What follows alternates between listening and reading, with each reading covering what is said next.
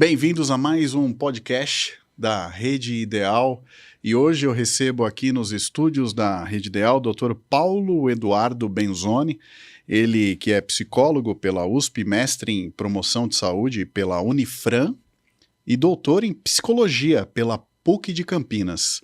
É pesquisador sobre estresse há mais de 20 anos, junto à Universidade Paulista Unip, onde, além de professor titular, é coordenador do Programa de Mestrado Profissional em Práticas Institucionais em Saúde Mental.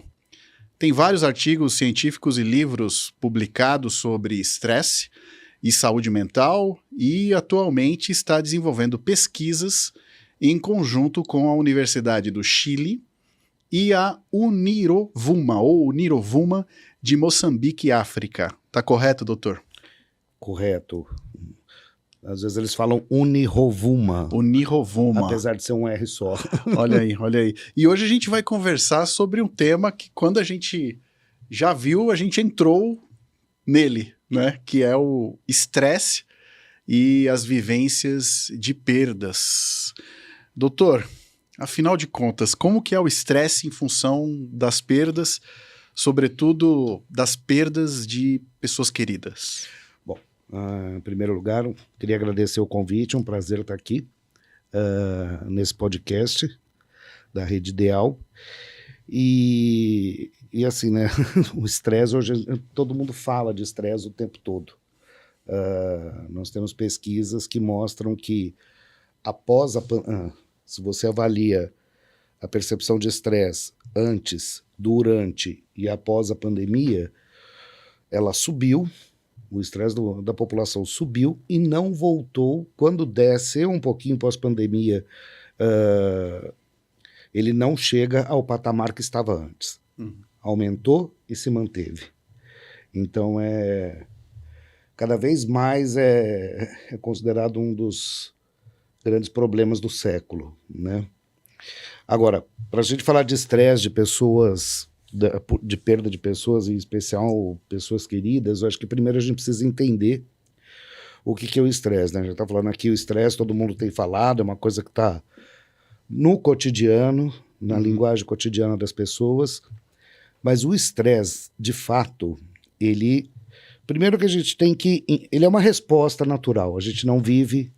O ser humano não vive sem o estresse, tá? Porque ele é uma resposta a perigos, aquilo que a gente percebe que está colocando em risco a nossa integridade física, mental. Então é chamado, inclusive, foi conceituado inicialmente nos anos 1950 como resposta de luta e fuga. Sim. Então tem algo que demanda alguma coisa, me desestrutura e é um perigo, e aí eu tenho que ver se eu consigo lutar contra aquilo ou se é melhor eu fugir. Então isso demanda uma produção de energia do organismo para lidar com aquilo, né? E isso é a resposta de estresse fisiológica, conceituada até pelo meio médico. O primeiro que conceituou o estresse foi um médico canadense, o Hans Selye. E agora, depois de 1950, vários estudos, e a gente entende hoje, uma das abordagens para estudar o estresse é a questão da percepção de estresse. Então o quanto eu percebo o estresse. Em mim, eu percebo que aquilo é estressor, é potencialmente perigoso ou não. E aí você começa a entrar nas diferenças de uma pessoa para outra. O que pode estressar uma pessoa não necessariamente estressa outra. E aí a questão da perda entra nesse aspecto. Quer dizer, as pessoas vão perceber a perda e emitir uma resposta de estresse diferente em função de vários fatores pessoais. E quando eu perco uma pessoa querida, né, essa questão de luta-fuga, ela se amplifica de tal maneira, né, que também é normal haver um travamento também, né? Eu não sei se eu vou lutar, eu não sei se eu vou fugir. Então, James, acho que aí a gente tem que... Quando eu falo percepção de estresse, e esse trabalho que eu faço em especial com a Universidade do Chile, nós estamos desenvolvendo um modelo de percepção de estresse a partir da teoria do construtivismo. Tá? Então, todo mundo entende o construtivismo como um método educacional, mas não só. Ele também é uma filosofia, é um método clínico também. Agora, sem entrar em aspectos teóricos, que não é nosso objetivo aqui, quando a gente fala de percepção de estresse, é como eu percebo. E eu vou perceber a partir de uma série de fatores muito singulares, muito particulares, muito relativos a mim, enquanto pessoa, a minha história e a tudo. Então, existe até uma escala internacional de eventos estressores, tá? A escala Holmes. E ela se propõe a uma análise intercultural do mundo todo. E ela coloca, por exemplo, são 43 eventos que podem gerar estresse, e a escala classifica esses eventos numa variação de impacto que vai de 100 pontos a 11 pontos. Então, como 100 pontos, em primeiro lugar está morte do cônjuge. Olha. Aí vem divórcio com 73 pontos, separação do casal 65, prisão 63, aí vem morte de algum familiar 63 pontos, acidentes ou doenças, e assim vai seguindo. Inclusive nessa escala aqui tem até o Natal como um evento estressor. Tá? Ocupa uma das últimas posições, acho que é a 41ª ou 42ª, mas está lá o Natal como um evento estressor. E agora, eu acho bastante complicado a gente colocar como sendo fundamental que a perda vai ser estressante. Tá? Há uma ideia cultural de que perder alguém gera um estresse, gera sofrimento. E aí, de repente, você pode ter a pessoa que ter perdido, não que não ficou estressada, mas pode ter sido um alívio. Eu acho que a gente tem que entender, olhar aí o significado da perda dentro de cada pessoa e respeitar, porque uma pessoa não é igual a outra, nós todos somos muito diferentes. E tudo vai depender de um contexto. Veja, não estou dizendo que ao perder alguém você vai sair alegre, feliz e saltitante. Sim. Tá? Mas há uma ideia cultural de que frente à perda eu tenho que sofrer. Mas você não está sofrendo? Não. Como assim? Vamos imaginar uma situação. A pessoa estava sendo cuidada, estava no estágio... não é mais o termo terminal, né, como não é minha área, mas já estava em cuidados paliativos. Já há algum tempo, e o estar em cuidados paliativos demanda, muitas vezes quando você tem o cuidador familiar, demanda uma energia, e aí sim você tem um estresse, porque a pessoa tem que estar sempre ali ligada, sempre atenta. E ela está num estado de esgotamento que ela não pode admitir esse esgotamento porque ela tem que cuidar do outro que está dependente, e aí esse que estava sendo cuidado vem a falecer. Veja, até que ponto também essa perda não foi um alívio, acho que a gente tem que tomar cuidado com os termos, mas foi um alívio para aquele que estava com a sobrecarga do cuidado. Tá? E aí, como isso vai ser resolvido, o quanto de estresse que isso vai gerar, vai depender muito de uma pessoa para outra. Então, o processo que a gente entende aí, para resolver esse estresse, o estresse desequilibra. Aquela situação toda ali gerou um estado de esgotamento. Mas o quanto que isso vai sendo reorganizado dentro da pessoa, tendo um novo sentido e a vida dela continuando de uma outra forma. E tem também aquelas perdas também que eu me preparo também para me distanciar, né? Mesmo de pessoas vivas, né? Tem essa perda também, porque a gente tem também quem está no pré-luto, né? Que uma hora ou outra...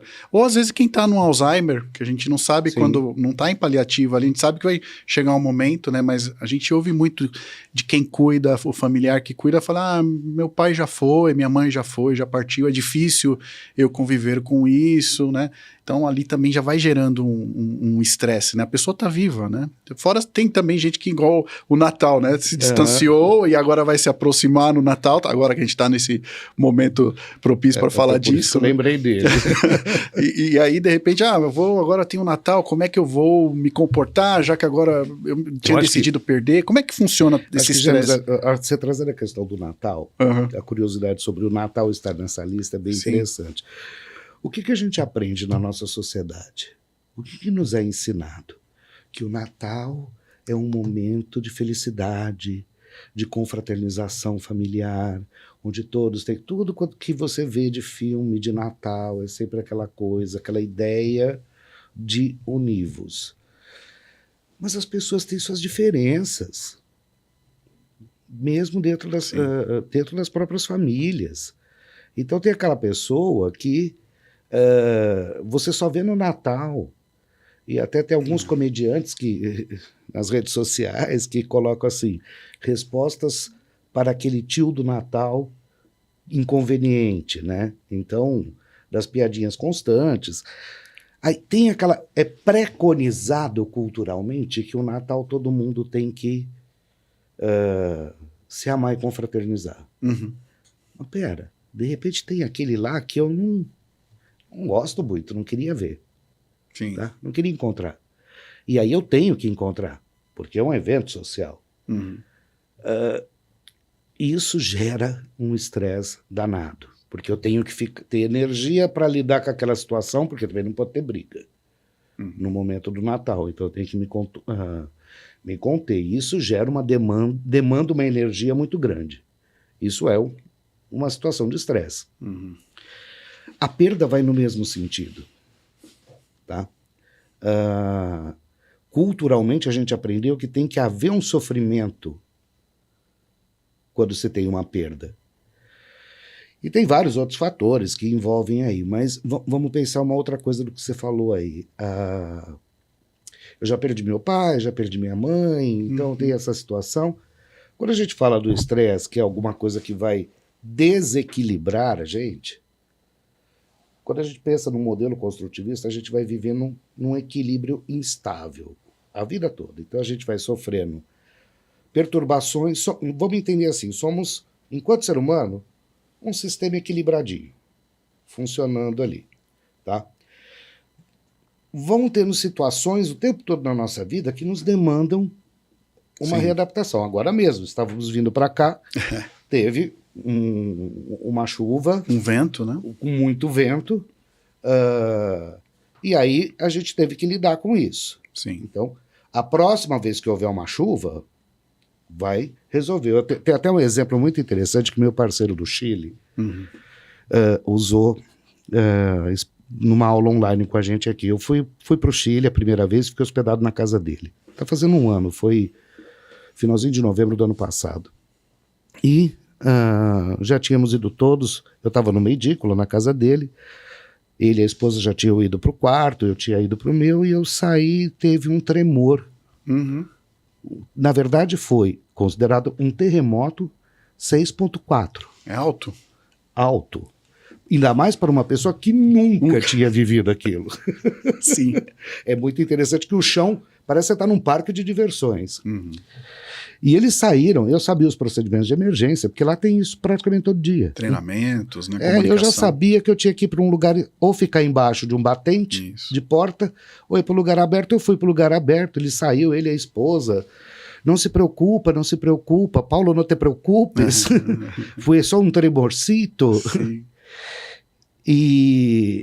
Então aquilo para mim foi um desequilíbrio. Apesar de eu já saber as coisas todas. Hoje, se eu estiver lá e acontecer de novo, eu vou ter respostas.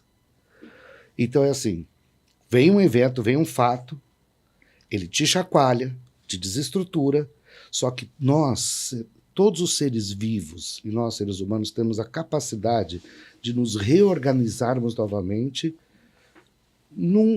tendo aprendido algo, não podemos dizer que no estágio superior. Tá? Esse é um movimento constante que a gente vai tendo. Isso é chamado dentro do construtivismo de processo autopoético, tá? De autocriação. Então você já vai tendo experiências, você tem o pai e a mãe, você perde o pai. Uhum. Quando você perde a mãe, você já tem um pouco... A tua resposta já é diferente. Sim. O teu estresse já vai ser diferente. Porque você já tem um preparo maior para lidar com aquilo. E é nesse processo, tudo que é estressante vai nos desequilibrando e a gente vai naturalmente se reequilibrando num estágio melhor, num estágio superior, aprendendo a lidar com as situações todas.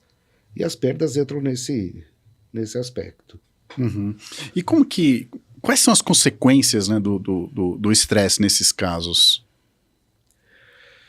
A gente tem que ver o nível do estresse, né? Você tem, classicamente, né, em tese, 3 níveis. A fase de alerta, que é o estresse que dura 24 horas, né, que apareceu o perigo, então, mas você consegue resolver. A fase de resistência, que vai mantendo ali aquela situação, aqueles estressores, você não está conseguindo resolver, mas o teu organismo ainda está resistindo. E a fase de exaustão ou esgotamento, né, que há alguns anos era chamado de estafa. Agora é burnout? O burnout é uma outra categoria. É outra categoria. A gente pode até falar do burnout. Ele vem de um processo de estresse, mas ele não seria uma quarta fase, ele é uma outra configuração. Tá. A terceira fase, a fase de esgotamento ou fase de exaustão, o organismo não tem mais energia para lidar com aquilo. O estressor, né, o evento que está cobrando, a pessoa está ali presente, mas ele não tem mais. Eu costumo dizer que é quando cai a chave. Sim. Né? E aí você vai ter consequências psicológicas e fisiológicas diferentes para cada uma das fases. Na fase de resistência, que é quando a maioria das pessoas estão, é muito comum você ter problemas de saúde como hipertensão, problemas de pele, que não é nenhuma mágica. Nós estamos expostos a micro-organismos o tempo todo. E o estresse ele ataca diretamente o sistema imunológico, faz cair a resistência. Então a gente fica mais vulnerável às chamadas infecções oportunistas. Então a gente fica gripado com mais frequência. Tem gente que some a voz, né? Pode sumir a voz. Cada um vai ter um órgão de impacto. Né? A pele, problemas dermatológicos, a psoríase.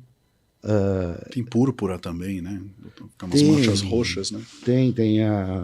Aí são as doenças que estão diretamente relacionadas com o estresse, né? A psoríase na pele, a psoríase, o vitiligo, alopécia, né? Que aí você tem diferentes graus que pode perder uma parte do cabelo, ou aqueles graus bem mais elevados que pode perder todos os pelos do corpo.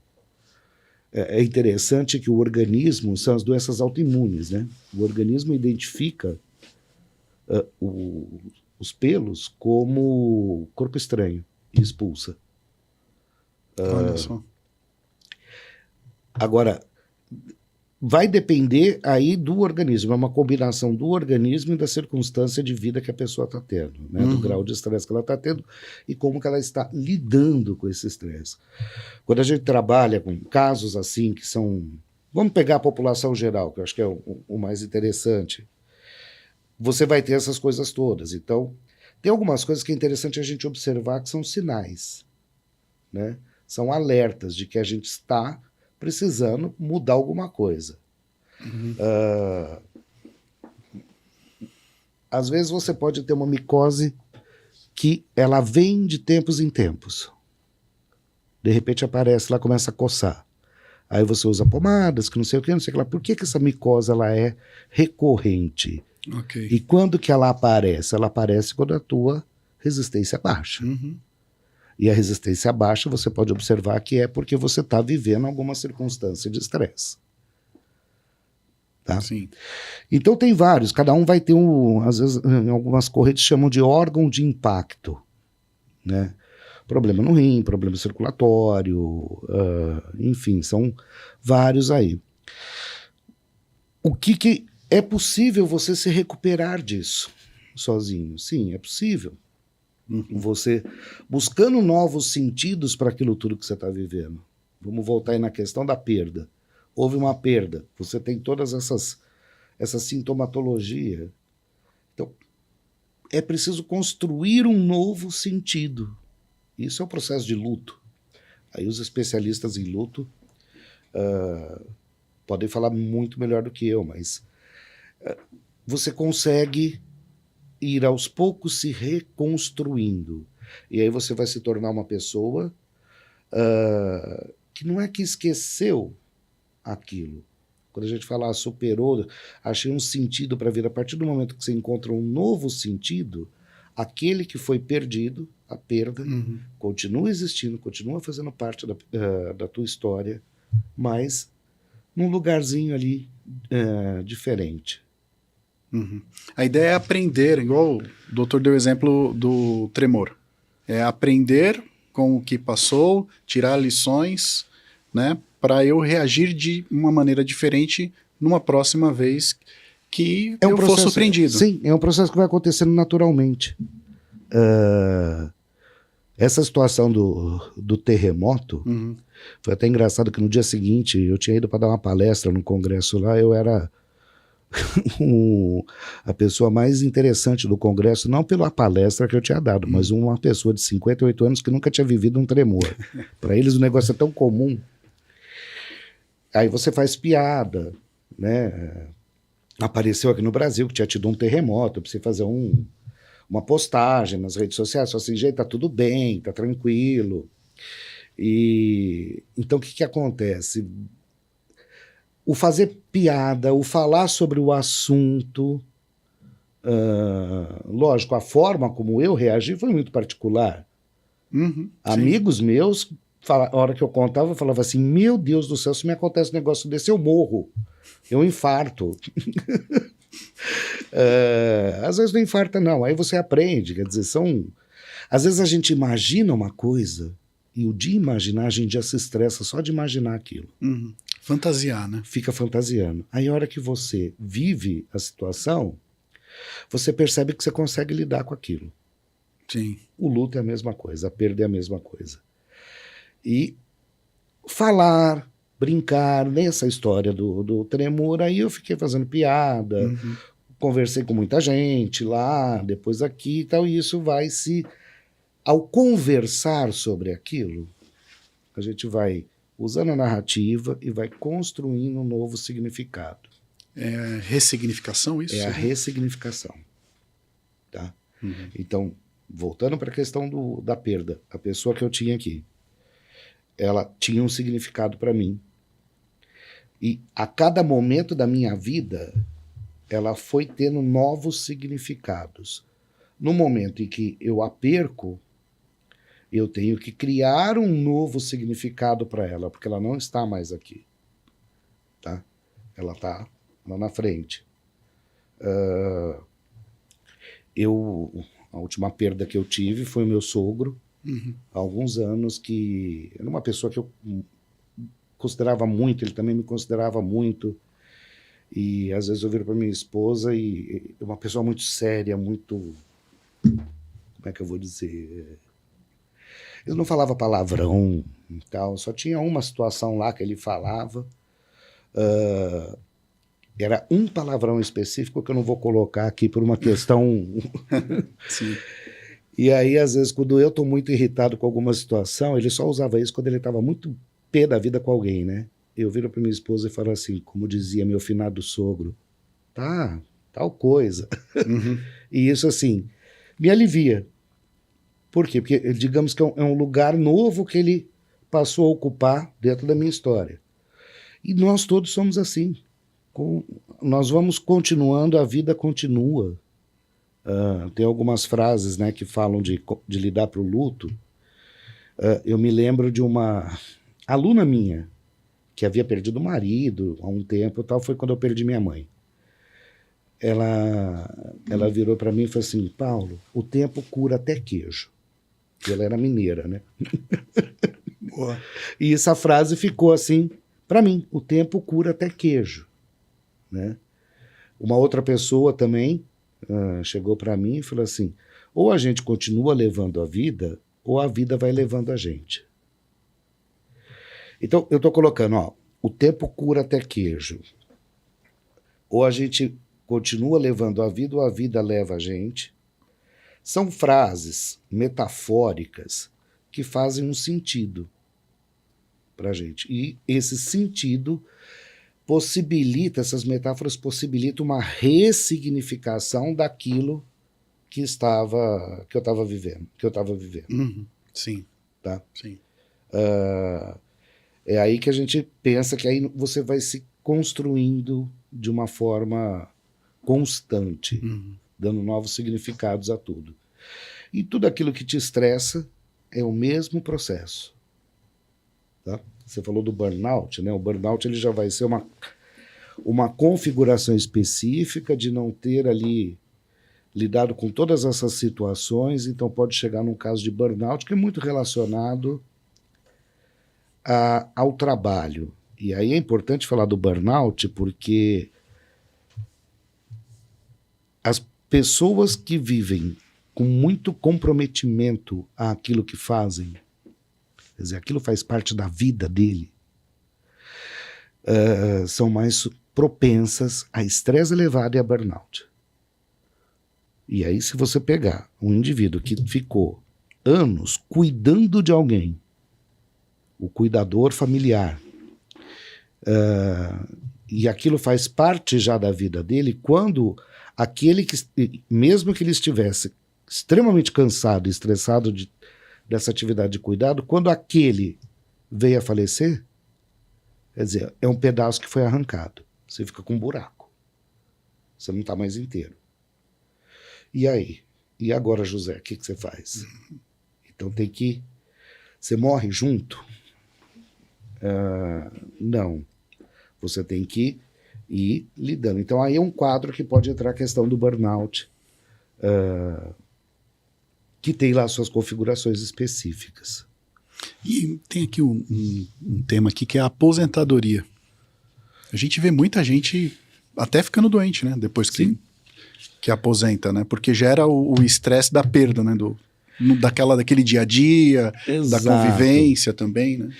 A aposentadoria aí tem algumas características, além do luto não é o luto por morte, né? O luto do ser produtivo, alguém produtivo, que estava ocupado e tal.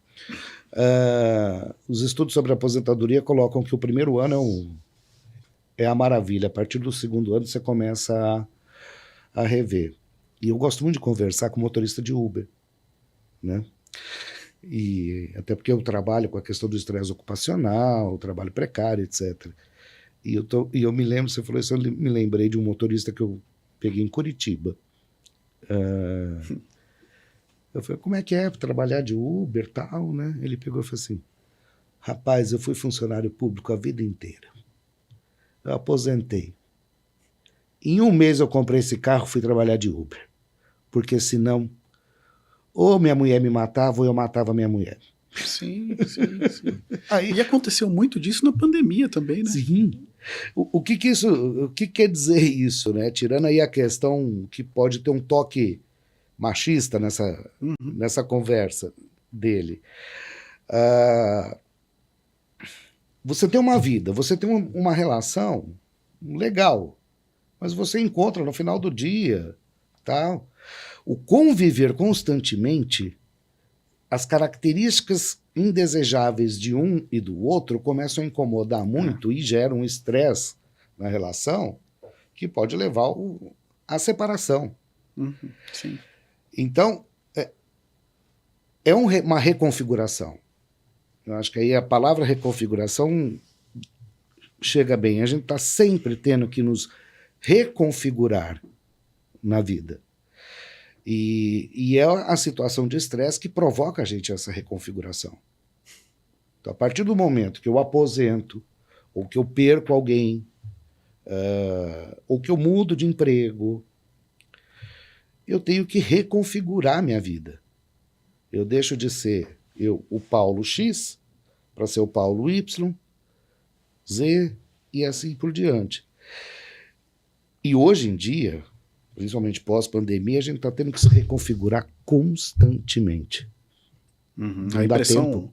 A impressão que eu tenho é que depois da pandemia, a sociedade está diferente, porque havia um discurso, uma narrativa de que não, agora a gente vai aprender, né, a conviver melhor, porque a gente está vendo o que é a falta do convívio, né? Eu lembro que a gente não podia abraçar, não podia mal sair, a gente ia para o supermercado preocupado. Sim. Né? Mas parece que o dado, né, pelo menos inicial, que o doutor trouxe, que pós-pandemia o nível do estresse pela escala também aumenta. Aumentou. E aí a gente desaprende a conviver de certa maneira, porque eu estou mais estressado. Você vê no trânsito, você vê nas famílias, você vê às vezes dentro de clubes, na rua, né?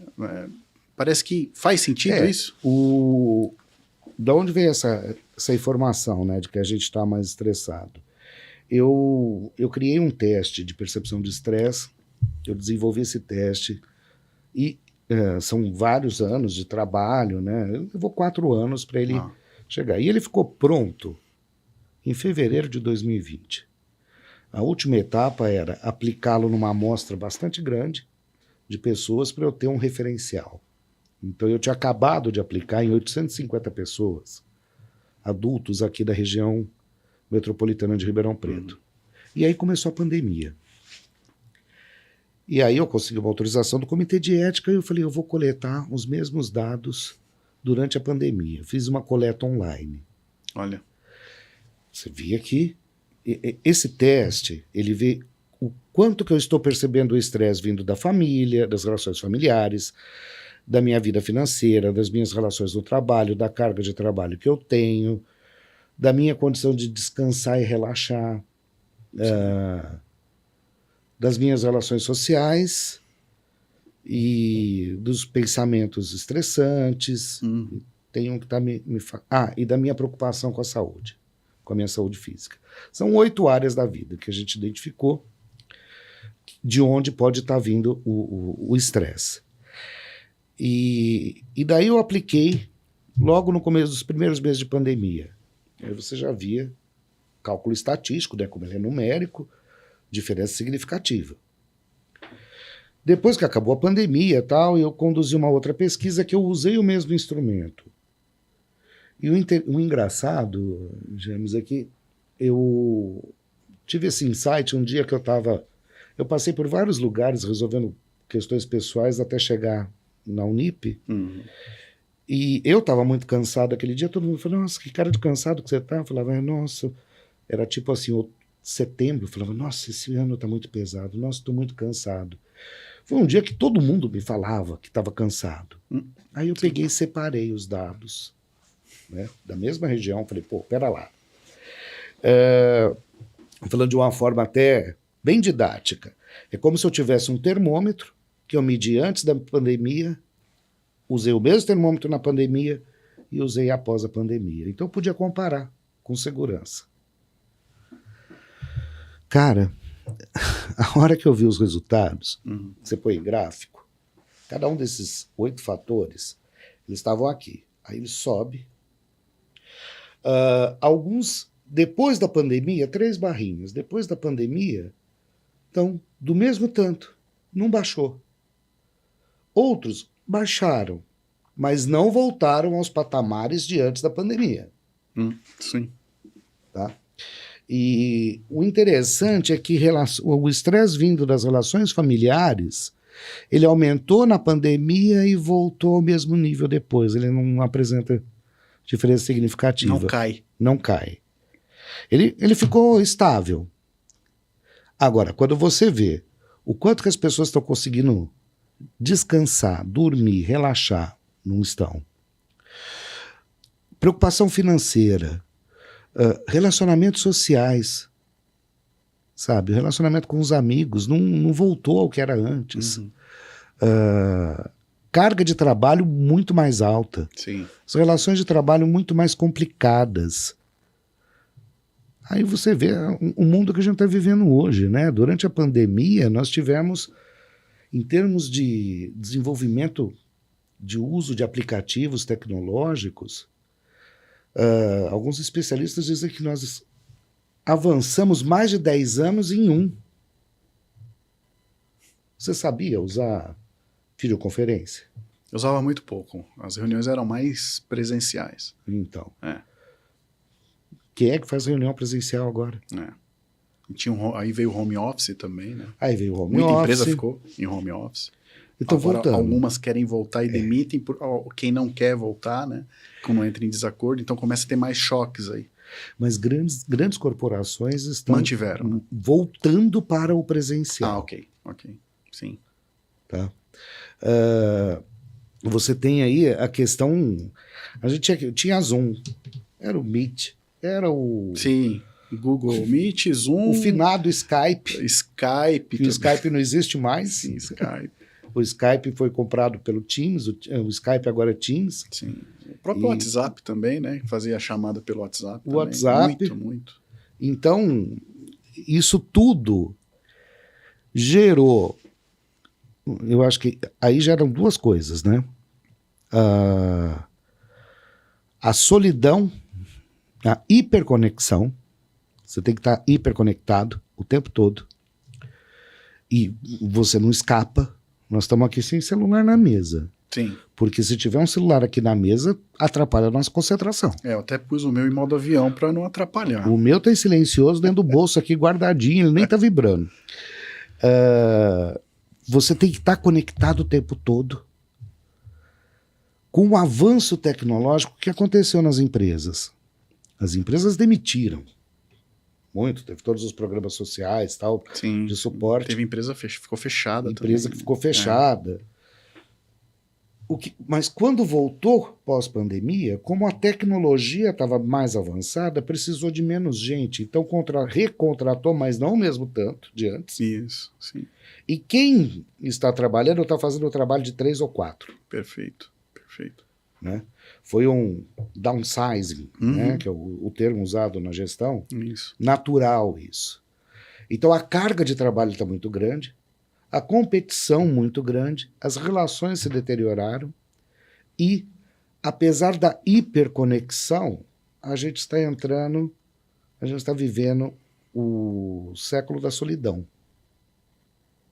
Você chega num restaurante, você já observou que tem casais que estão sentados no celular? Famílias também, né? Até outro dia eu vi uma charge o garçom chegando pro cliente falando assim: senhor, por favor, eu peço que olhe para o seu celular e pare de olhar para as pessoas, porque está havendo reclamação que o senhor está incomodando. E aí todo mundo em volta no celular enquanto comia. Isso tudo ficou muito... Cadê o contato humano? Cadê as relações? Cadê o apoio? Daí se perde e, em consequência disso, eu tenho um comportamento também dopaminérgico, eu fico acelerado, vou dormir tarde. Até se fala muito nas relações dos casais também, que os casais estão se distanciando cada vez mais também. E aí a gente tem um efeito cascata acontecendo. Eu cheguei sábado de um congresso grande de psicologia que foi em Brasília. O que mais se falou é a questão assim, da medicalização. Sim. Né? Então, tanto que as pessoas estão usando drogas de todos os tipos, em especial as drogas. A medicalização, né, da sociedade. Então, os ansiolíticos, antidepressivos. Isso tem um impacto muito grande na questão do estresse. Né? Se pegar, por exemplo, os energéticos, você para no posto aqui do lado, você compra energético, você está cansado. Nossa, mas para eu dar conta eu vou ter que tomar não vou falar o nome para fazer propaganda. Sim. Vou tomar alguma coisa para me dar asa. Cafeína, né? Que é a própria cafeína. Aí tá, o que eu fiz? Eu aumentei artificialmente a capacidade do meu organismo de responder aquilo. Sim. Né? De responder às demandas. Eu não administrei as demandas. Eu não dei um tempo para o meu organismo se recuperar. Porque a gente atende demanda, sim, tranquilo. Só que a gente precisa de um tempo para se recuperar.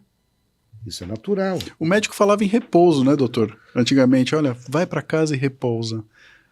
Quem é que repousa? Faz tempo que eu não ouço isso. A gente não consegue repousar, né? Outra coisa de orientação médica que eu acho muito engraçado é você não pode passar nervoso. Como é que você evita passar nervoso? Em cima de tudo que a gente está também aqui, né, dividindo, é super difícil. Lidar com tudo isso, até a próxima pergunta está aqui, né? Como é possível lidar e controlar controle depois de tudo que a gente aqui dividiu e tomou conhecimento aqui, né, nesse podcast incrível da Rede Ideal. Controlar é possível? Lidar, ok, eu entendo que tem um caminho. Agora, o controle, porque o estresse ele vem de diversos sentimentos que vêm, né? Como é que eu controlo isso? Eu já está sempre estressado. Né? Sempre. Vamos entender que em diferentes graus. Eu me lembro um trabalho que eu fiz em Boa Vista, em Roraima. É Roraima, né? Que a pronúncia. Aprendi isso quando eu cheguei lá. Roraima. Porque aqui em São Paulo a gente fala Roraima. Roraima. Aí você fala Roraima, mas ficou bravo. É Roraima a pronúncia. Até inspirou o meu último livro, que é o Vencendo o Estresse. Eu dando um workshop sobre estresse num escritório de contabilidade, uma senhora virou e falou assim: nossa, que interessante, eu achava que eu tinha que ficar sem estresse. E eu tô entendendo que não dá para ser sem estresse. Ele tá sempre junto. Eu falei que aquilo eu ganhei o workshop, né? Que é isso que eu sempre questiono, que eu sempre trago. Sempre vai ter estresse. Porque se você não tiver estresse, você não tá respondendo as coisas da vida. Agora, qual é o grau desse estresse? Você tem exigência e resposta, tá? As exigências. Resolveu e vai subindo, vai vivendo, ou novas exigências, vai lidando, aquilo lá vai indo. Agora, quando vai mantendo muita exigência, e você não está conseguindo resolver, aí você começa a passar para as outras fases de estresse. Eu falei, a resistência e a exaustão ou esgotamento. Como lidar com isso? Se você está numa fase de esgotamento, né, que você perdeu vontade de tudo, é praticamente um quadro depressivo. Sim. Não tem vontade de nada, dorme, mas não descansa, acorda. Eu tive um paciente que falava sempre assim, eu falava, e aí, tal, como é que você está? Esbagaçado. Ele usava sempre esse termo, esbagaçado. Então você não consegue se recuperar daquilo aí, sim, demanda uma ajuda profissional, tá? Não necessariamente medicamentosa. Ok. Acho que é importante isso. Vai ter casos que pode necessitar de medicamento, mas não necessariamente. O importante é você se conhecer, você perceber até qual é o teu limite. Eu costumo dizer assim, eu não consigo dizer que eu vou chegar em Minas Gerais de carro se eu não souber o caminho e aonde é a divisa São Paulo-Minas. Só para a gente ficar aqui com o estado mais próximo. Sim. Tá? Então eu preciso saber quais são os meus limites. E aí você tem um discurso de...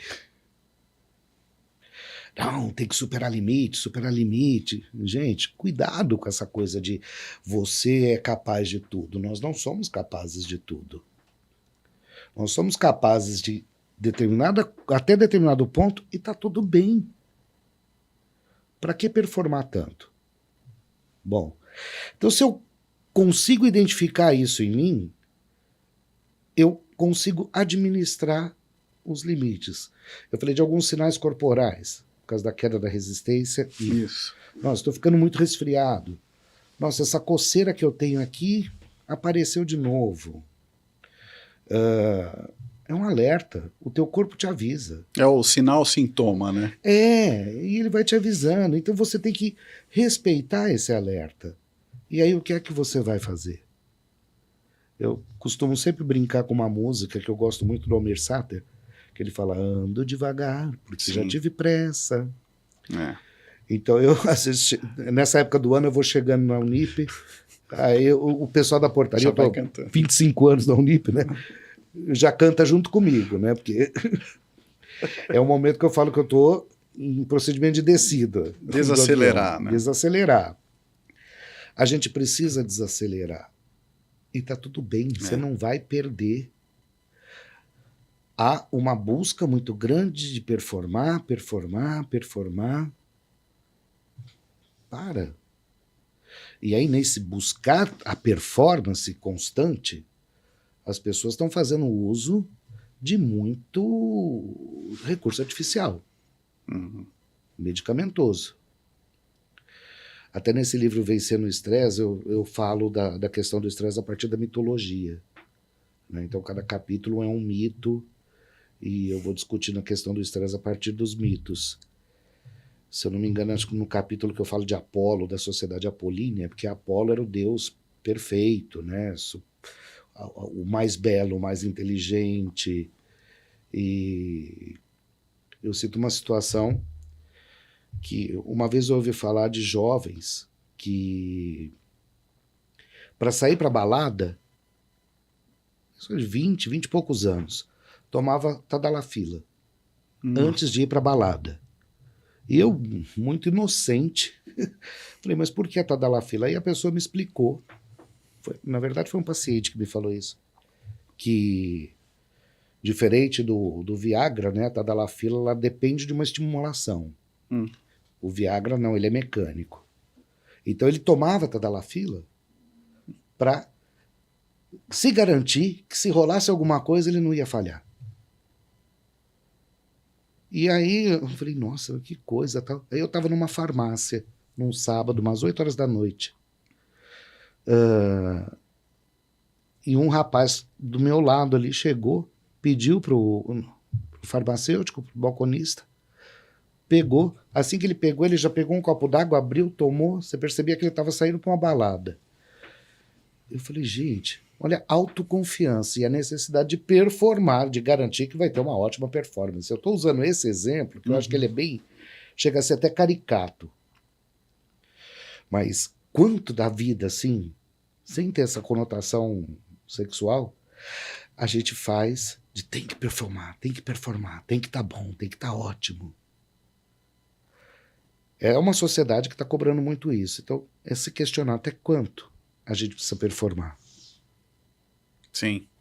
É importante estar antenado com os sinais, né? Então, até a própria Rede Ideal, quando algum cliente sofre a perda de algum ente querido também, a gente tem um projeto Ideal Acolhe, é um projeto social que acontece de 15 em 15 dias, todas as quintas-feiras. Então é um projeto incrível, também ministrado por professores, mestres e doutores da Unip também, e ajuda muito a, pelo menos, dividir, a aliviar ali em grupo essas questões e diminuir essa carga também de estresse, né, a partir ali de um grupo que também está passando também por processos similares de perdas também, né, e como o doutor disse aqui, cada um vai reagir de uma maneira, mas você que está passando por algum momento de perda e de ente querido, por favor, entre em contato conosco, tá no nosso Instagram, se inscreva, para nós vai ser uma honra que você também participe, né? E, Dr. Paulo, eu gostaria de agradecê-lo, né, pelo podcast aqui, né, envolvendo o estresse e as vivências de perdas também, e gostaria que o doutor deixasse aí, de repente, uma mensagem final, né, concluindo esse excelente tema, que aqui a gente poderia ficar falando aqui horas em horas também, né, sobre o assunto. Uma mensagem final, eu agradeço muito sua presença aqui nos estúdios da Rede Ideal, e que honra recebê-lo e poder dividir também, né, esse momento tão genuíno. Não, mas muito obrigado, e assim, esse projeto Ideal Acolhe, ele é muito bonito, muito interessante, e nós temos aí a parceria, né, lá com a Unip, aí eu falo como coordenador do programa, de onde sai essa parceria, e não sei se cabe aqui, mas eu queria fazer um depoimento no sentido de quão inovador e importante é esse projeto do Ideal Acolhe, em parceria com uma instituição de ensino e pesquisa, fundado em questão científica, etc. Eu, como coordenador, participo de reuniões com programas de pós-graduação na CAPES, na ANPEP, que é da Associação da Psicologia, e quando eu trago a nossa experiência, eles falam, nossa, mas que coisa interessante, é um negócio que desperta, assim, curiosidade positiva por parte das pessoas. Então, é um projeto muito bonito da Ideal, esse bonito e importante, sim, esse apoio e esse acolhimento à situação de luto. Eu acho que uma mensagem final, eu acho que, primeiro, a gente pensar que, como eu já falei aqui, não se vive sem estresse. Aceitar.